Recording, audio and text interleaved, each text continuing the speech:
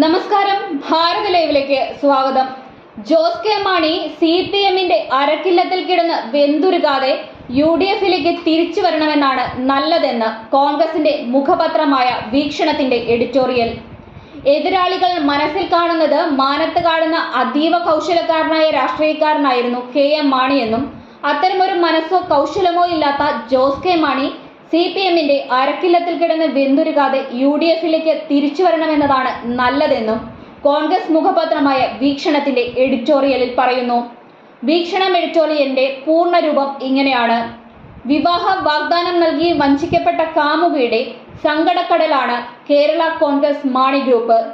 പലതരം കൈപ്പേറിയതും നോവിക്കുന്നതുമായ ചെയ്തികൾ CPMൽ നിന്നുണ്ടായിട്ടും പാർട്ടി പിളർത്താനും LDFിൽ ചേക്കേറാനും പ്രേരിപ്പിച്ചത് സംസ്ഥാന മന്ത്രിയാകാനുള്ള ജോസ് കെ മാണിയുടെ അത്യാർത്തിയായിരുന്നു. UDFിനോട് കൊടും ചതി കാണിച്ച് LDFിലേക്ക് പോകുമ്പോൾ കയ്യിലുണ്ടായിരുന്ന രാജ്യസഭ അംഗത്വം എപ്പോഴും സംരക്ഷിക്കപ്പെടണമെന്ന ഉറപ്പും നിയമസഭാ തെരഞ്ഞെടുപ്പിന് ശേഷം ജോസ് കെ മാണിയെ രണ്ടാമനെന്ന പരിഗണന നൽകി പ്രധാന വകുപ്പും CPM വാഗ്ദാനം ചെയ്തിരുന്നു. പിതാവ് KM മാണി ജീവിച്ചിരുന്ന കാലത്ത് UDF വിട്ടുപോയ മാണി ഗ്രൂപ്പിനെ തിരികെ കൊണ്ടുവരാൻ കോൺഗ്രസിന്റെ സിറ്റിംഗ് സീറ്റ് നൽകുകയും പുനഃസമാഗമം സാധ്യമാക്കുകയും ചെയ്തു. മാണിയുടെ മരണശേഷം ഗ്രൂപ്പിന്റെ സർവാധിപതിയായത് ജോസായിരുന്നു. യേശുവിനെ ഒറ്റിക്കൊടുത്ത 30 വെള്ളിക്കാശിന്റെ പാപം പൊതിഞ്ഞു നിൽക്കുന്ന അക്കൽദാമയിലെ ഈ രാജ്യസഭാ സീറ്റ് ചതിയുടെ കറ പുരണ്ടതായിരുന്നു. അതിന്റെ കാലാവധി അവസാനിക്കുമ്പോൾ അത് തിരികെ കിട്ടുമെന്ന് ജോസ് കെ മാണിക്ക് നിർബന്ധമുണ്ട്. 3 സീറ്റ് ഒഴിവ് വരുമ്പോൾ 2 LDFിനും 1 UDFിനും ലഭിക്കും. LDFിന്റെ 2 സീറ്റുകൾ 2 കമ്മ്യൂണിസ്റ്റ് പാർട്ടികളും രഹസ്യമായി പകുത്തെടുത്തു കഴിഞ്ഞു. ജോസ് കെ മാണിക്ക് അനൌദ്യോഗികമായി ലഭിച്ച മറുപടി അടുത്ത ഒഴിവിൽ നോക്കാമെന്നതായിരുന്നു. കോട്ടയം ലോക്സഭാ സീറ്റിൽ ചാഴിക്കാടന്റെ തോൽവി ഉറപ്പായിരിക്കെ മാണി ഗ്രൂപ്പിന് ലോക്സഭയിലും രാജ്യസഭയിലും അംഗത്വമില്ലാതാവും. ഇന്ത്യ മുന്നണിക്ക് ഭൂരിപക്ഷം ലഭിക്കുകയാണെങ്കിൽ തനിക്കൊരു മന്ത്രിസ്ഥാനം ലഭിക്കുമെന്ന ജോസ് കെ മാണിയുടെ രഹസ്യ വിശ്വാസം പരസ്യമായിരിക്കുകയാണ്. ഇത്തരമൊരു മോഹവുമായി പണ്ടൊരു കേരള കോൺഗ്രസുകാരൻ ഡൽഹിയിൽ കറങ്ങി നടന്നിരുന്നു, തോമസ് കുതിരവട്ടം. എന്നാൽ KM മാണിയുടെ കുശാഗ്ര ബുദ്ധി കുതിരവട്ടത്തിന്റെ മോഹങ്ങൾ തല്ലിക്കെടുത്തി.